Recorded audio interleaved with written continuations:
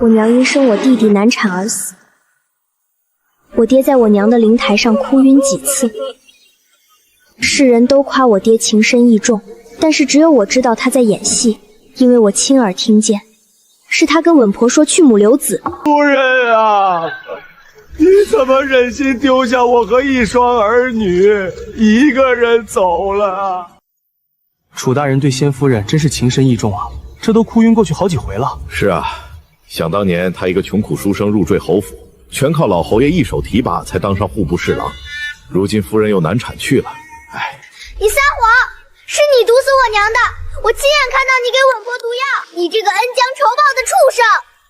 我外祖父提拔你，我娘下嫁于你，你却为了霸占苏家家产，害死我！楚元，你给我等着！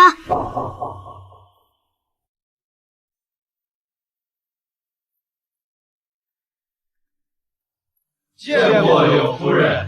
静书，快叫柳姨。柳霜是你娘的闺中密友，可怜你和你弟弟年幼丧母，柳姨决定留下来照顾你。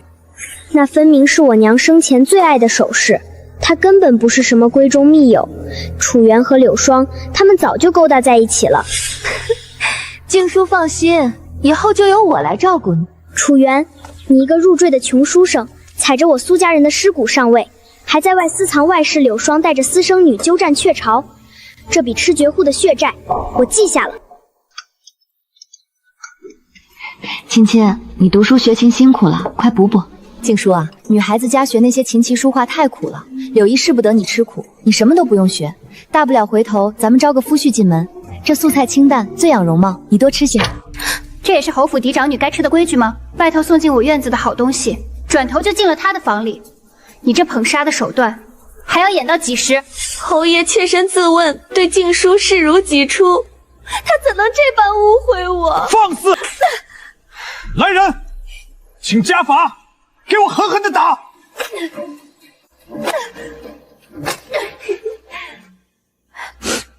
大小姐，外面都在议论你，说您顶撞父母，刁蛮任性，肯定是那个柳姨娘搞的鬼。不急，终有一天我会让她付出代价。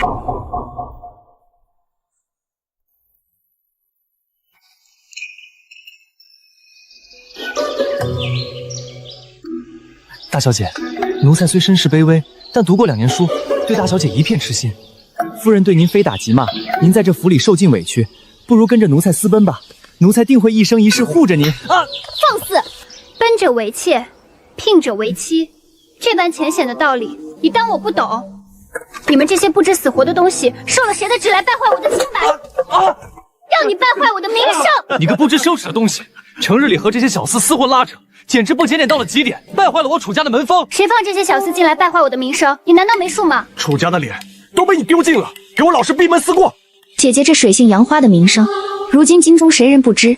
妹妹真是替姐姐臊得慌，姐姐怎么还不去死？哼！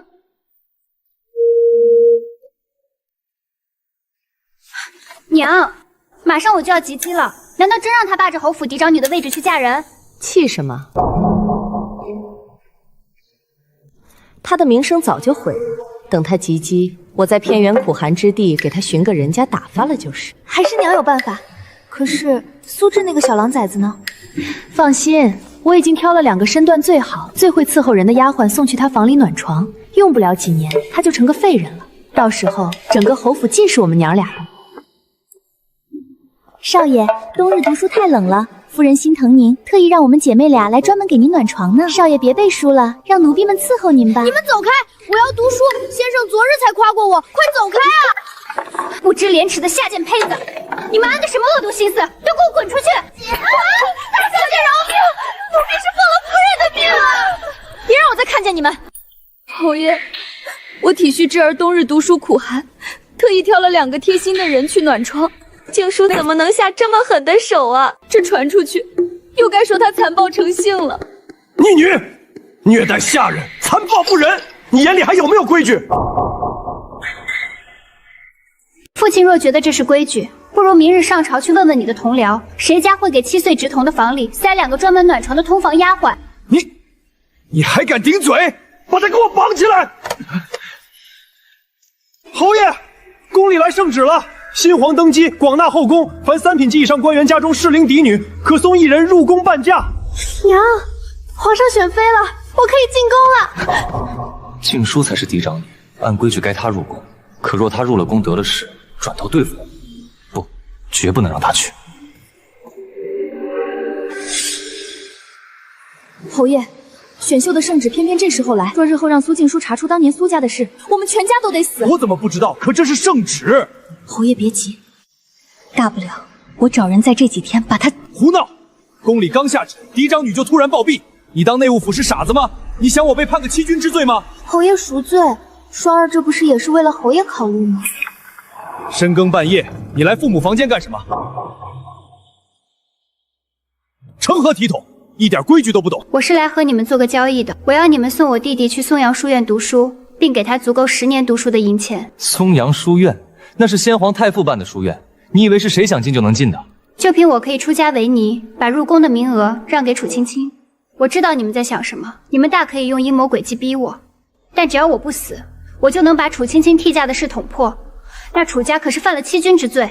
好，只要你肯出家让出名额，明日一早，我就派人送苏志去书院。姐，我走了你怎么办？他们会欺负你的。姐没事，姐等着你长大考取功名，成为顶天立地的男子汉，回来保护我。记住，到了书院，把柳霜派去的人全部打发掉，一个不留。以后不管家里寄什么信，无论上面写什么，哪怕写着我死了，你也绝对不要信，安心读书。姐，我记住了，你多保重。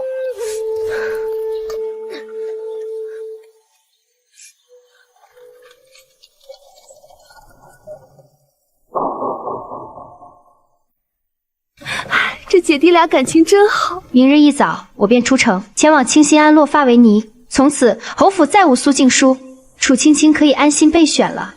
你能做到最好。娘，我终于能以侯府嫡女的身份入宫选秀了。凭我的姿色，定能将那些秀女全都踩在脚下。娘相信你，一定能艳冠六宫。可是娘，苏静姝那个贱人从小就不安分，她真有那么好心去当尼姑？万一她只是缓兵之计，在背后给我使绊子怎么办？我总觉得不踏实。是啊，夫人，大小姐明日出城，真的就这么放她去当尼姑？万一她以后反悔……哼，斩草除根的道理我岂会不懂？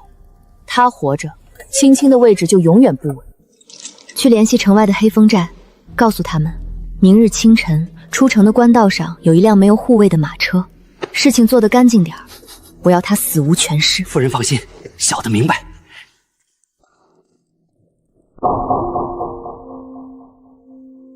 静姝啊，你这又是何苦呢？非要去那清苦的安堂，真是挖了柳姨的心啊！夫人不必再劝，我心意已决。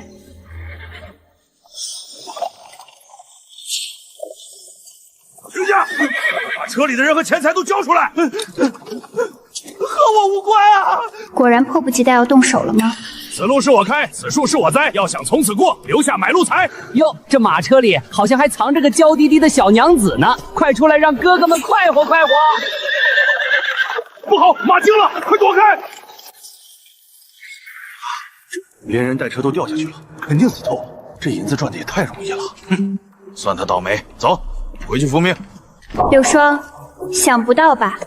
昨日我就提前来准备好了金蝉脱壳的东西，如今曾经的苏静姝已经死了，接下来是时候该去找个干净净的新身份，堂堂正正的杀回去了。侯爷，我们在崖底搜查过了，马车摔得粉碎，到处都是血迹和撕裂的衣服碎片，只怕大小姐的尸首已经被山里的野兽叼走分尸了。静姝啊，我苦命的女儿啊，你怎么就这么抛下我们走了？连个全尸都没留下，你让我可怎么活？我楚元上辈子造了什么孽，竟让我白发人送黑发人？哎，连官差都说没救了。这永川侯夫人真是个有情有义的慈母啊！就是啊，那苏大小姐平时就刁蛮任性，不懂得珍惜这片慈父慈母的心肠。楚元、柳霜，既然你们那么想我死，那我就成全你们。不过你们的好日子也快到头了。公公，新提拔的张公公今天又把咱们内务府的采办权扣了一半，说是皇上的意思。知道了，没用的东西，滚下去吧。你是何人？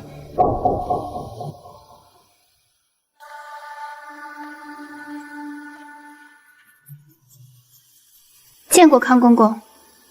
你是苏家的女儿，果然和你母亲极为相似。你不是坠崖死了吗？人人都说苏大小姐刁蛮残暴，死不足惜。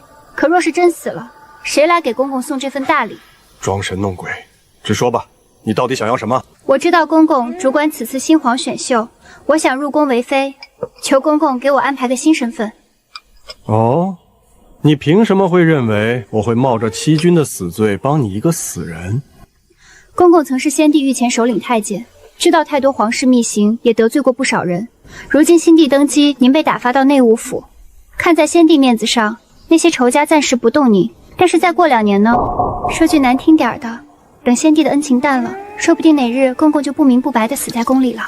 世家贵女都有自己的家族，她们入宫是为了家族荣耀，根本不会受公公摆布。而我孤身一人，身后没有家族牵绊，只有满腔的血海深仇。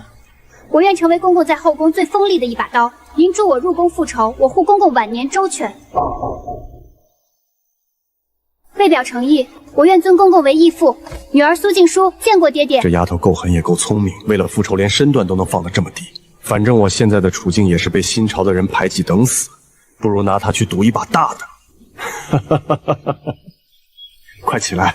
谢父亲。既然是一家人了，为父自然要为你打算。锦州知府之女苏婉，这个新身份如何？锦州知府？这锦州知府，祖上和你外祖父老永川侯是同宗，虽出了五房，但血脉同源。日后若有人怀疑你这张脸，这便是最好的说辞。义父深谋远虑，从今往后，世上再无苏静书，只有锦州知府之女苏婉。婉儿，过来看看，这是内务府刚拟定的新晋后宫秀女名册。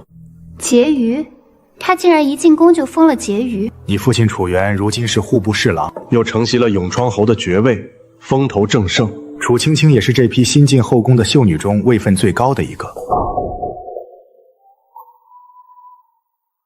你借着锦州知府的由头，最多也只能封才人，才人与婕妤中间差了3级。婉儿，你切记要避其锋芒，莫要提前暴露了自己，招来杀身之祸。隐忍，我在侯府已经忍了10年了。这一次入宫，我若是再退让，岂不是白死了一回？楚婕妤，您这身衣裳可真漂亮。您可是咱们这批姐妹里唯一的一位刚进宫就封了婕妤娘娘的呢，以后还要仰仗姐姐多照顾。那是自然，我爹可是户部侍郎，等我日后侍寝生下皇子，哪怕是妃位我也做的，到时候少不了你们的好处。楚青青，就算你靠着楚原吃绝户换来的权势爬到了婕妤的位置，也掩盖不住你这副愚蠢跋扈的样子，爬得越高，摔得越惨。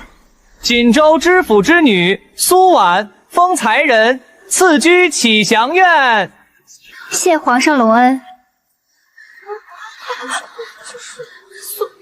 苏静书，你不是死了吗？楚婕妤在叫谁？臣妾乃锦州知府之女苏婉，并非婕妤口中的人物。婕妤可是认错人了？你少在这装神弄鬼！你这张脸换成灰我都认识。楚监于息怒，这新晋秀女的名册乃是经过内务府层层核查，加盖了大印的。婕妤大庭广众之下拉扯宫人，若惊动了圣驾，怕是担不起。本宫倒要看看你能装到几时，咱们走着瞧。才人，楚青青果然没按耐住，已经拿银子买通了内务府的小太监，在查你在启祥院的饮食起居了。他既想查，义父便帮他一把。帮他？把内务府的记档漏给他，就说我喜好甜食，茶水里爱放竹叶。最要紧的，告诉他我左肩上有一块烧伤的旧疤痕，从不让人近身伺候。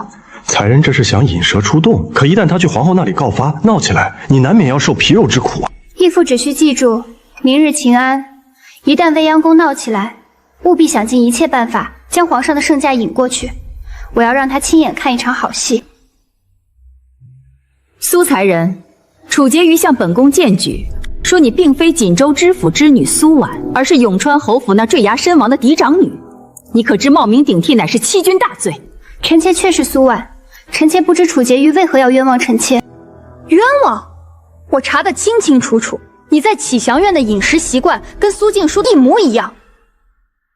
楚婕妤，这天底下饮食习惯相近的人多了去了，你若只有这点证据，还是别在这未央宫丢人现眼了。皇后娘娘，臣妾有铁证，苏静书的左肩上有一块我当年亲手用烛火烫出的烧伤疤痕。苏才人，你可听清了？你可有话要辩驳？只要扒开她的衣服验一验，立刻辨知真假。臣妾之父虽只官居四品，但也教导臣妾人要有气节。大庭广众之下让臣妾宽衣解带，这是对臣妾的羞辱。那你就是做贼心虚。你们看清楚了，妖术，你肯定是用妖术掩盖了疤痕。皇后娘娘，让人搜她的身，用水洗她的肩膀。楚青青，这么多年我苦读医术，就是为了有一天能让你们付出代价。去，替苏才人净身。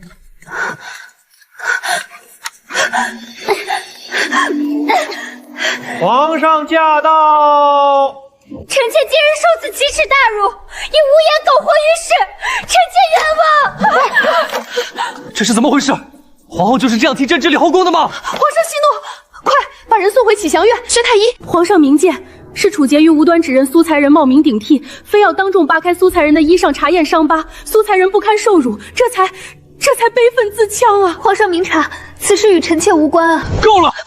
不是的，皇上，臣妾有证据。后宫之中竟敢行此等逼迫妃嫔宽衣的阿杂之事，把楚婕妤给朕拖出去！臣妾冤枉了，臣妾冤枉了，皇上，臣妾冤枉啊！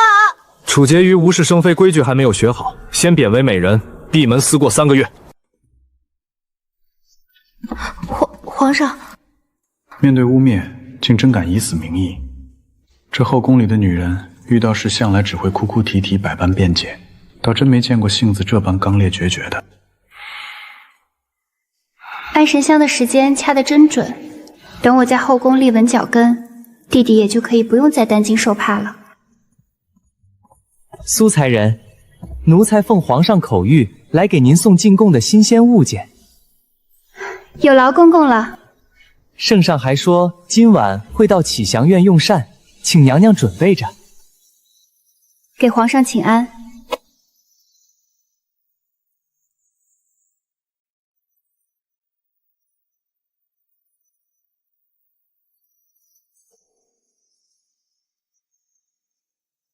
皇上是真的宠爱这位才人小主呢，一连几天歇在咱们宫里呢。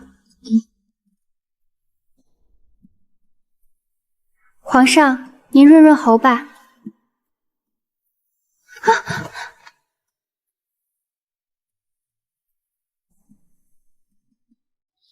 启祥院那位近来真是恩宠不断啊！刚刚看到圣上带着来喜公公又往那边去了呢，可不是嘛？苏静书那个狐妹子，仗着自己前些日子受了些伤，缠着皇上夜夜到她那里，真是个不知廉耻的东西。不管其他人怎么评价我，我必须尽快稳住皇上的心。楚元，你的好日子马上就要到头了。前些日子康公公同我说，皇上喜欢吃先皇后做的点心，你去帮我打听一下，先皇后生前身边的嬷嬷如今住在哪个下房。是。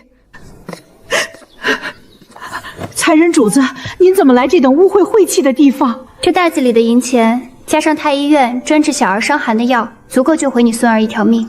主子大恩大德，老奴就是做牛做马也无以为报。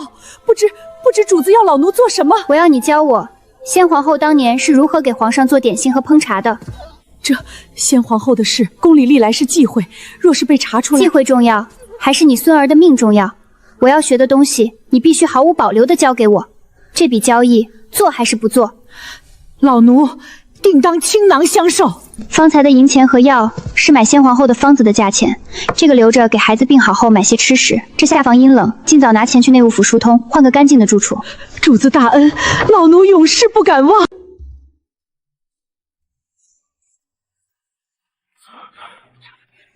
才人，奴才刚得到消息，永川侯楚元今日早朝递了折子，只是不知道内容。他若是连这点反应都没有，反倒无趣了。可是义父慌什么？之前多亏义父告诉我，皇上的生母先皇后生前最钟爱的就是那款安神香，我费尽心思配出这香，皇上既然闻了，心里便会一直念着。对了，义父，我这假身份终究是纸包不住火的，为以防万一，还请义父为我善后。那是自然。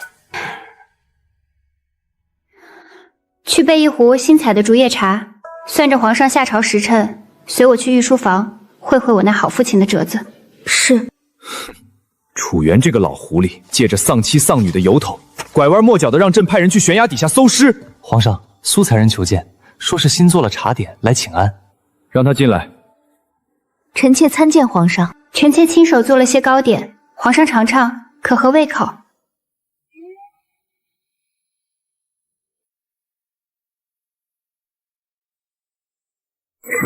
放肆！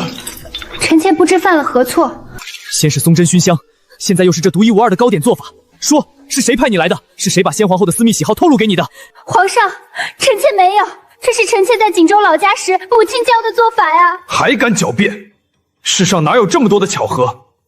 你刻意模仿先皇后，究竟想从朕这里得到什么？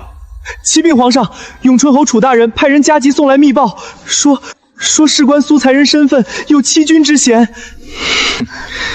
好得很。你自己来看。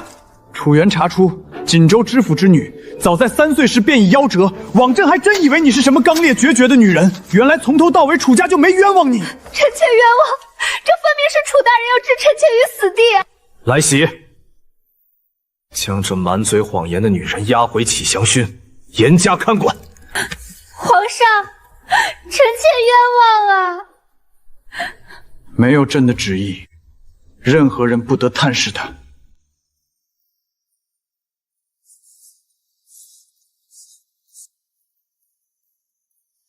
小主，您趁热吃口吧，铁打的身子也受不住啊。您就给皇上服个软吧。嬷嬷快走，别连累了你。皇上既然觉得我别有用心，我便在这天地间干干净净的为先皇后抄满100卷经书。若天不怜我，我便死在这里。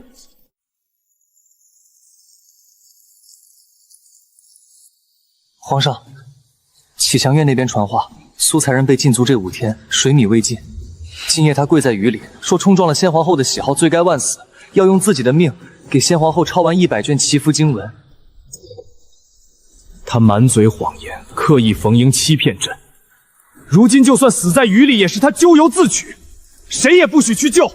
启禀皇上，奴才奉命彻查，取回了卷宗。经核实，锦州知府之女苏婉确有其人，当年夭折的乃是府中一个不受宠的庶女，此乃锦州府衙10年前的证明，绝无造假可能。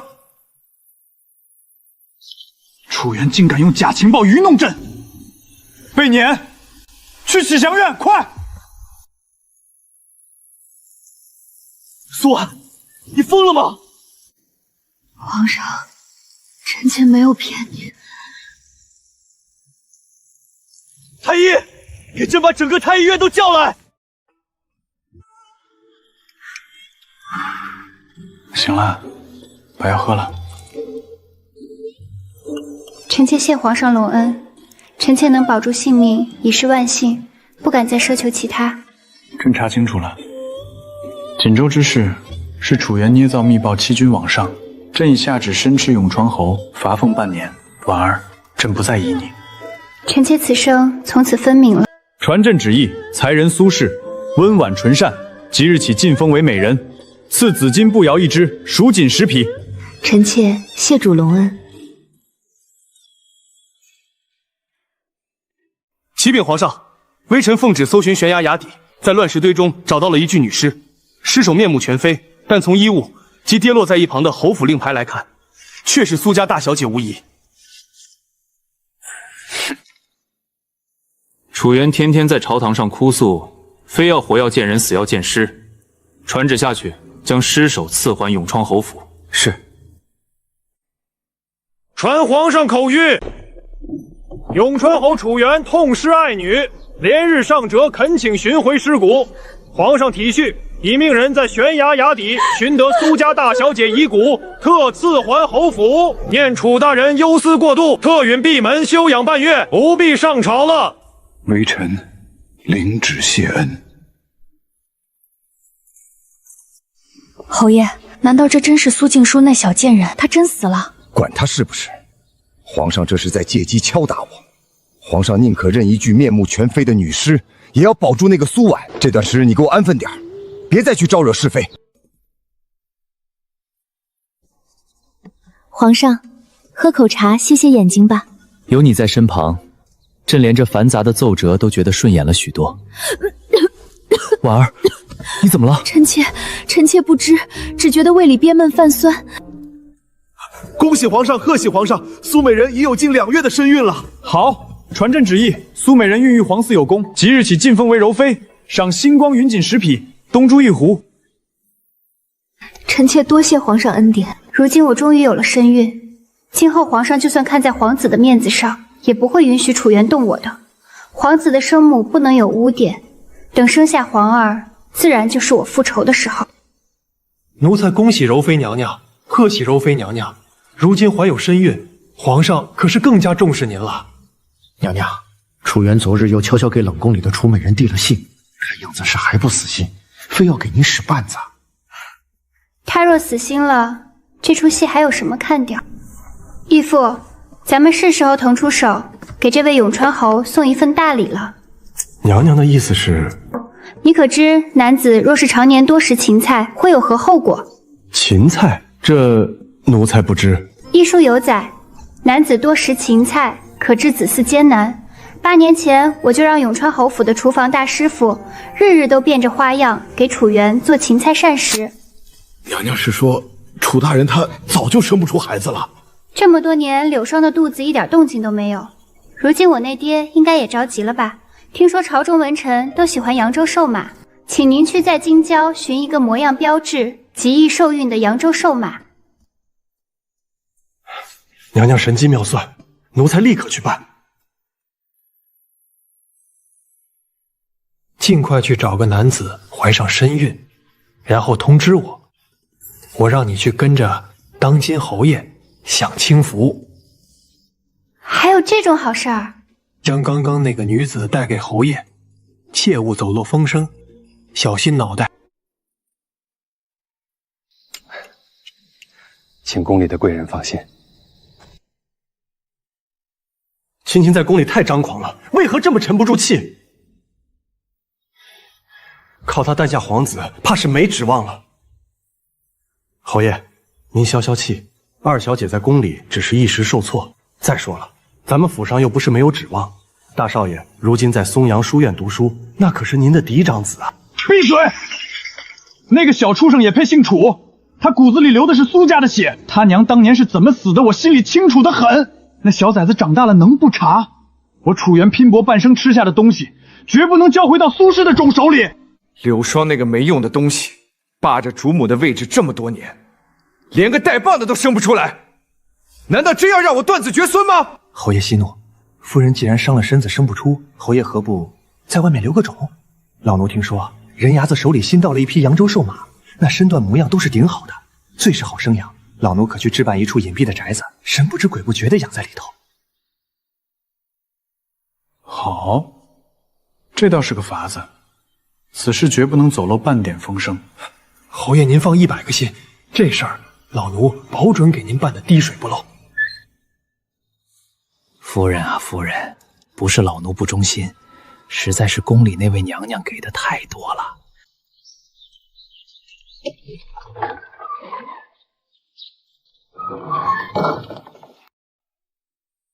你还说呢？你这张嘴啊，真是不饶人。侯爷，看来这侯府马上就不太平了呀。娘娘，楚大人那外室怀了4个月的胎，这些日子楚元看得紧急了，出入只带贴身小厮，连府里下人都近不得身。4个月，胎相稳了，也该让柳霜知道了。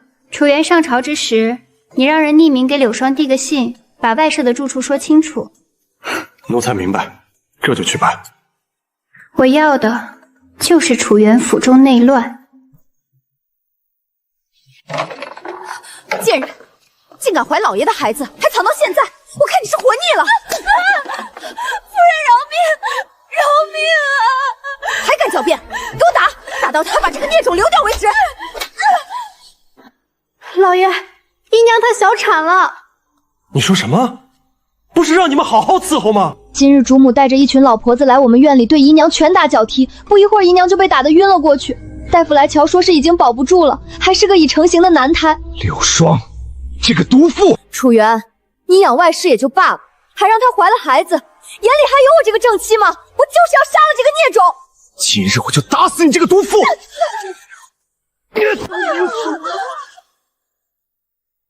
娘娘，成了。柳霜把外室打得小产，楚元暴怒，当着全府下人的面暴打柳霜，现在柳霜还躺在床上下不了地呢。意料之中，楚元这种人为了自己的子嗣，什么情分都能舍弃。把这事告诉楚青青，让她也闹一闹。奴才遵旨。楚元这个忘恩负义的东西，我娘陪他从微末走到现在，他竟为了一个外室打我娘，还有那些见不得人的事，我定要去找皇上告御状。娘娘，万万不可啊！楚大人心狠手辣，您要是告御状，他绝不会放过您的。我不怕，他做的那些伤天害理的事，我全都记着。我要让皇上治他的罪。这是侯爷让送进宫的信件。怎么会这样？娘娘，宫外传大消息了，永川侯夫人柳霜昨夜被人发现和陌生男子在住处厮混，被当场撞破后突然暴毙了。楚元的手段倒是一如既往的龌龊，用这种污名的法子，既封了嘴，又保全了自己的脸面。听说楚青青一开始还闹着要告御状，楚大人递了一封信说柳霜通奸，他就立马安分了。今儿个楚大人还递了帖子进宫，说要来看望楚青青呢。看望？他是来探我的底，让人盯着他，看他耍什么花样。楚大人放着夫人的后事不管，反倒来我这启祥院，不知所谓何事。娘娘何必装糊涂？您如何冒充身份入宫？臣心知肚明。臣若是真豁出去，把事情捅到皇上跟前，大家脸面都不好看。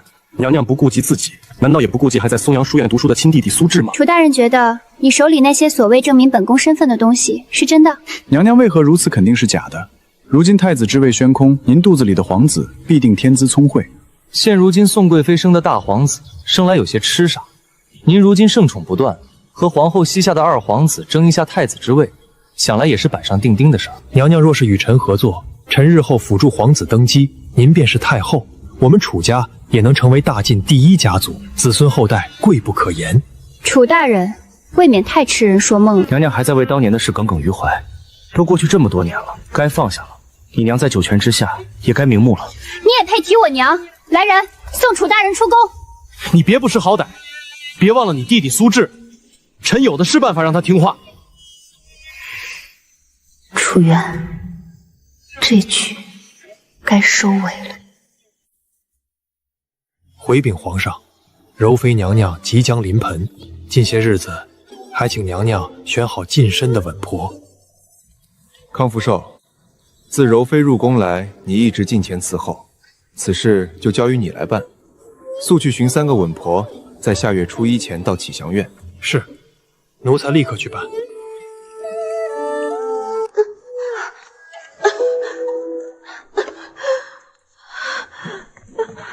小桃，快去请太医和稳婆，再速去通知皇上，娘娘要生产了。皇上，刚刚启祥院那边派人来传话说，柔妃娘娘要生产了。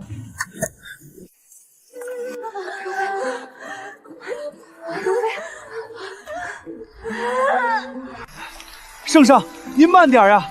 太医和稳婆都已经到了娘娘那边了。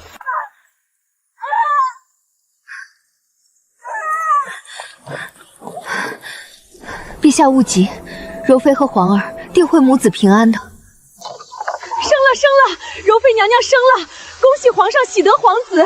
皇儿不宜吹风，请皇上皇后移步内殿。老奴恭喜皇上喜得3皇子。赏。辛苦了婉儿，我们有自己的皇儿了。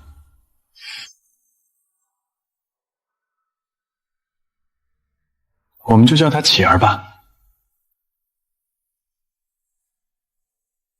启儿乖。奴才恭喜柔妃娘娘喜得皇子。义父这是做什么？为何行如此大礼？快快请起。如今我在宫中也算说得上话，之前跟义父说的那些依然有效。往后我们守望相助，等义父100年后，我定会为您养老送终。那奴才就不打扰娘娘休息了。奶娘已经准备好了，都是身家清白，家里一家老小的卖身契都在奴才手上，信得过。去吧。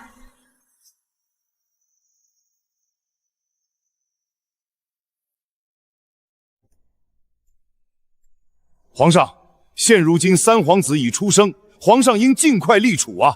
皇后膝下的2皇子自由聪慧，才学出众，可替皇上分忧呀。皇上现如今正值壮年，你想这么快拥立皇子，你是何居心？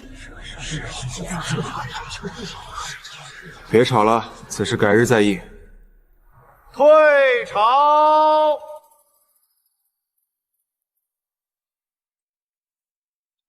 为何近几日每顿餐食里面都有芹菜？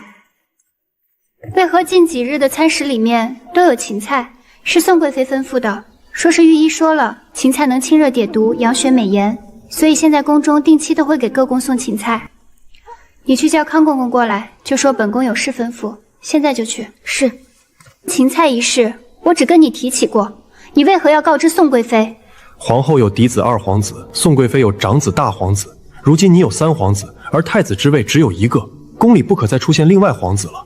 宋贵妃出手，总比你出手要好。这件事可是你亲自跟宋贵妃说的？奴才安排一个要回乡养老的嬷嬷，无意间透露给宋贵妃的。想必那位嬷嬷是没办法回乡了。如果公公下次还擅作主张，我想我们的合作就没必要了。你真当咱们这位皇上看不出，在他眼底下做手脚，一旦被发现，后果不堪设想。好在这件事不沾我们的手，算也算不到我们的头上，但是绝不能有下次。娘娘，刚刚侯府的小厮来传话，说楚元那边拿到了证明您假身份的证据，让您尽快与他合作，扶持咱们小皇子当储君。证据？看来康福寿这个老狐狸终究是忍不住了，非要和楚元一起来掺和太子之争，是时候试探一下他了。不知柔妃娘娘深夜叫奴才前来，所谓何事？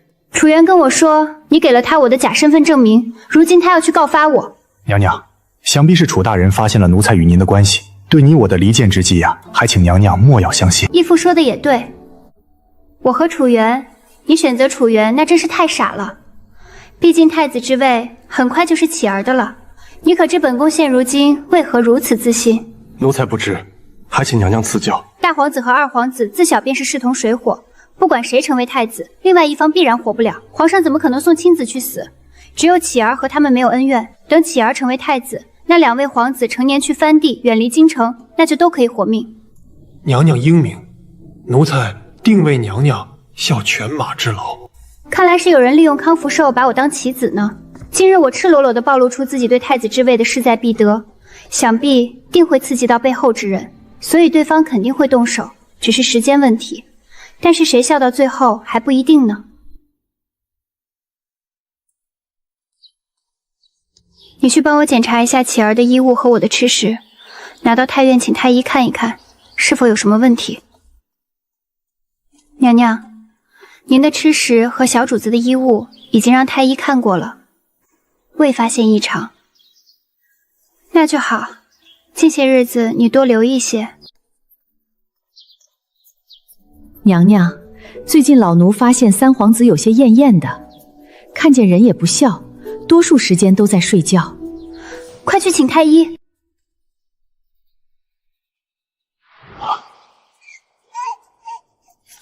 娘娘，小皇子这是中毒了呀！是否能解毒？还好娘娘发现的及时，自是能解的。但是微臣看得出，这毒不是1天2天了，要好好查查。娘娘，要好好查查了。看来这一次，我又要主动出击了。来人，将启祥院封锁，请皇上和皇后和宋贵妃过来。来人，将接触过启儿的所有人都给朕押下去，等朕亲自审问。如今3皇子如何了？幸亏柔妃娘娘发现的及时，小皇子并无大碍。无碍就好。是。毒害皇子，胆大包天，必须追查到底。宋贵妃说的对，此事必须要好好查查，从内务府先开始，然后再到各宫。启禀皇上，奴才将奶娘和下人房间内都搜过了，并未发现异常，也对他们用了刑，都是矢口否认。对奶娘们吃的食物进行查验。微臣已经查验奶娘们的食物，确实有毒。进入奶娘体内后，进入乳汁，虽然毒量不大，但是长此以往，岂有此理！给朕搜！是。皇上，奶娘虽然是奴才找的，但是奴才真的没有下毒啊！启禀皇上，刚刚侍卫在御膳房发现了可疑，将相关人带上来。皇上，微臣罪该万死，一切都是宋贵妃要求的。是宋贵妃说芹菜害不死人，只会让皇上子嗣艰难，微臣知错了。和芹菜有何关系？皇上，之前臣妾就听说宋贵妃往各宫中送芹菜，说是美容养颜，怎么现如今这御厨说会让您子嗣艰难啊？宋贵妃明显有意谋害，按罪当诛啊！勿要再说了。宋贵妃先前就和朕说过了，让朕少食芹菜，此御厨污蔑贵妃，直接杖毙。原来如此，是臣妾误会了。启禀皇上，刚刚侍卫来传话，在皇后寝宫床下的暗格里搜到了和奶娘食物中一致的药包。不，这不可能！臣妾冤枉啊，皇上！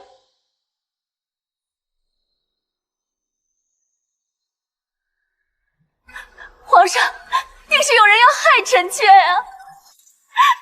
你是不是冤枉？朕会好好查的。来人，将皇后带回宫，无诏不得出。臣妾真的冤枉啊，皇上！宋贵妃，你先回宫。是。说吧，真相是什么？皇上恕罪，是皇后刻意挑拨我和宋贵妃之间的关系。芹菜不利子嗣的事，是我跟康福寿说的，是我用来对付楚大人的。皇后刻意利用康福寿将芹菜之事告诉宋贵妃，挑拨臣妾和宋贵妃。皇后又因前些日子的立储之争对启儿下手，准备把所有事推给宋贵妃，一箭双雕。康福寿先前试图拉拢臣妾，争夺储君之位，以保他晚年周全，但是臣妾本就无心，只求启儿能够平安成长。没想到康福寿竟然投靠皇后。前些日子，臣妾试探康福寿，说启儿日后定是太子，他立马告诉了皇后。臣妾心里不安，安排身边公公去跟随着皇后和贵妃身边近身伺候的丫鬟，发现15那天夜里，趁着贵妃外出，皇后身边的晴儿到贵妃殿外的树下埋了药包。臣妾派人通知了宋贵妃，又将芹菜之事告知，这才让宋贵妃逃过一劫。启儿也无大碍，不然后果不堪设想啊！皇上，这明显就是皇后的计谋啊！害了我们的皇儿，又栽赃给宋贵妃，臣妾与宋贵妃无非是为了自保啊，这才差人在皇后那里放了药包，求皇上恕罪。一个个都算计。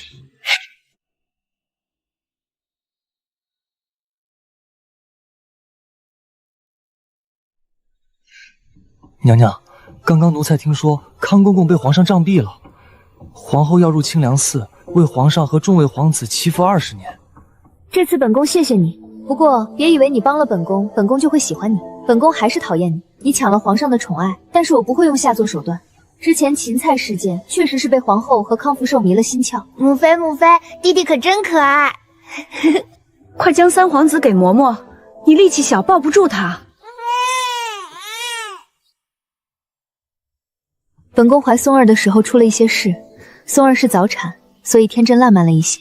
其实是皇后下的药，她早年无孕，本宫才成了太子良娣，却想不到皇后也接着有孕，她就给本宫下药了。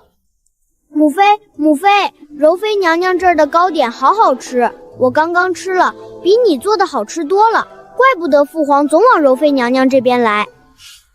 你个没出息的小家伙！就算我的松儿有些痴傻又怎么样？反正太子之位本宫还是要争，反正不给皇后的儿子当太子。不过你放心，本宫不会对你和三皇子下手，本宫不屑这么做。不过当初给皇上吃芹菜，不是担心皇子多了抢夺太子之位，只是因为本宫怕皇子多了，皇上就不疼爱松儿了。信不信由你，本宫不是那种为太子之位不择手段的人。松儿走了，我们下次再到柔妃娘娘这边来。你若在这宫中有难处，可随时来找本宫。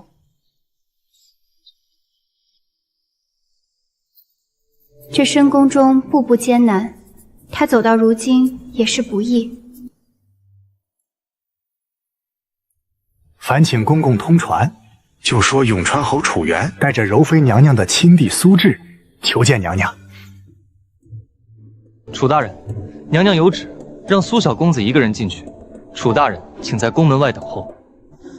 岂有此理！我带着智儿来见娘娘，为何不让我进去？楚大人息怒，这是娘娘的旨意，小的只是奉命行事。智儿，进去后好好劝劝姐姐，让她别跟我作对，一家人好好过日子。我知道了。姐姐，姐姐，你在宫里受苦了，爹把我从书院接回来，一直看着我，我连给你传消息都做不到。傻孩子，哭什么？都这么大了，怎么还哭鼻子？楚元让你做什么？他让我劝你不要记恨他，说他知道错了，还说柳霜也死了，让我们一家人好好过。姐姐，我才不信他的鬼话。还算你没被他蒙蔽。楚元他江山易改，本性难移，有柳霜，日后还会有王霜、孙霜。他从来只是想利用我，利用永川侯府的权势。姐姐，爹到底做了什么？你为何如此恨他？智儿，娘当年根本不是难产而死，是被楚元下毒害死的。他入赘侯府就是为了夺家产，外公发现了他的阴谋，也被他下毒害死了。而我冒充身份入宫，就是为了等一个机会为娘和外公报仇。什么？他怎么敢？这个畜生！姐姐，我们一定要杀了他，为娘和外公报仇。如今时机成熟，智儿，你敢不敢和姐姐一起，让楚元血债血偿？我敢。姐姐，我听你的，你让我做什么我就做什么。你明日一早去衙门告御状，状告楚元毒杀母亲，谋害外公。我已经安排好了一切。10年前给娘接生的稳婆，她会出来作证。好，姐姐，我定要让楚元付出代价。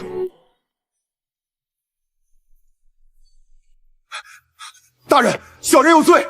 小人到了永川侯府苏夫人的墓，可小人发现苏夫人的骨头都是黑色的，明显是中毒而死啊！苏老侯爷当年为百姓做了那么多好事，苏夫人怎么会是中毒而死呢？小人实在不忍心，特来自首。冤枉！学生苏志，永川侯府嫡子，状告亲父楚元毒杀母亲苏氏，谋害外公苏老侯爷，求大人为学生做主。哎，你听说了吗？那个楚元残害发妻啊，这明显是想要吃绝户啊！老永川侯不会也是他害的吧？怕不是也有蹊跷啊？没想到永川侯楚大人竟是吃绝户的主啊，简直是恩将仇报啊！是啊，亏了老侯爷一手提拔他，没想到养了头白眼狼啊！松阳书院学生苏志有冤啊！恳请皇上主持公道！真是啊！松阳书院学生苏志有冤啊！启禀皇上，宫门外有人敲响了登闻鼓，来人声称有要案，要面圣告御状。带上来。草民要状告楚元宠妾灭妻。当年他入赘苏家，为了夺取永川侯的爵位和家产，买通稳婆，毒杀发妻苏氏，甚至暗害草民的外祖父老侯爷。逆子，你疯了不成？你才12岁，懂什么宠妾灭妻？定是受了奸人蛊惑，竟敢构陷亲生父亲！皇上，微臣冤枉。草民手中有当年稳婆画押的血书，且稳婆本人就在殿外候审，求皇上开棺验尸，还苏家满门一个公道。人带上来，朕倒要看看楚元你到底做了多少天怒人怨的事。皇上，当年就是楚大人给了老奴一包毒药，命老奴去母留子，老奴亲眼看着夫人毒发身亡啊！老奴该死！不是我，皇上，柔妃根本不是什么晋州知府之女苏婉，她是我的亲生女儿，她没死，她犯了欺君之罪啊！皇上，是她伙同苏志陷害微臣啊！大胆楚元，竟然还敢攀咬宫妃！传朕旨意，禁军统领即刻彻查此案，挖开老侯爷的墓，验明死因。臣遵旨。打开。小人已经验明老侯爷死因，确实如此啊。老侯爷冤啊！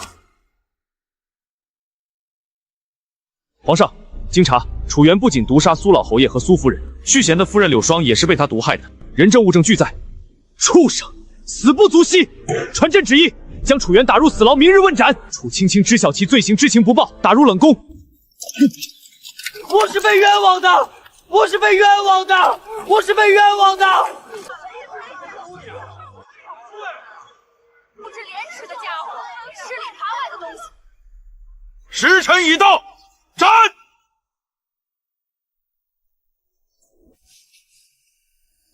听说了吗？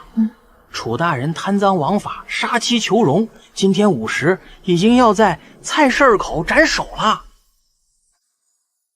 死了，都死了。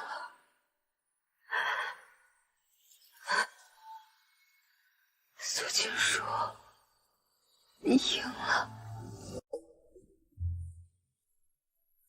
琪儿，跟着哥哥跑慢点儿。三弟慢点儿，哥哥保护你。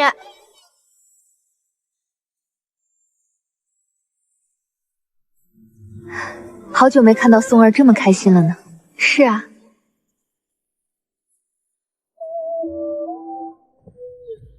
娘娘，刚刚冷宫那边传来消息，说是楚才人没了。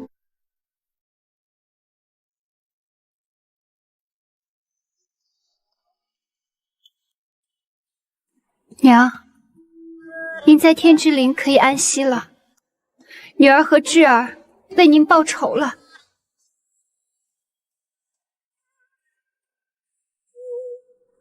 臣妾以为皇上不会再来了。婉儿，你当初为何入宫呢？臣妾自小体弱，八字不好，容易招惹邪祟。宫里有龙气镇压，邪祟伤不到臣妾。皇上，为什么进宫原因重要吗？不重要了，既然进宫了，就安心的待在朕的身边吧。我又成了没有强大母族依靠的妃子，这深宫本就步步惊心，我本不想带着仇恨过日子。这些年的复仇已经耗尽了我太多心力，但若是有人敢来打破我和皇儿的平静生活，我便让他成为下一个楚原。深宫的纷争从未停止，但苏静书会拼尽全力护着自己的皇儿，让他无忧无虑长大。多年的仇恨终于了结，他的心中终于迎来了久违的安宁。